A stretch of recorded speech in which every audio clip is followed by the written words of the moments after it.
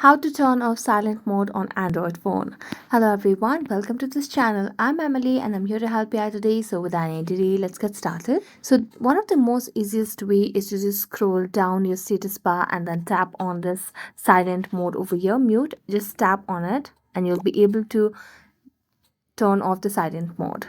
Next, what you can simply do over here is just go to the settings of your device, and as you tap on settings of your device, you'll be able to see the sound and vibration option at the bottom while you scroll.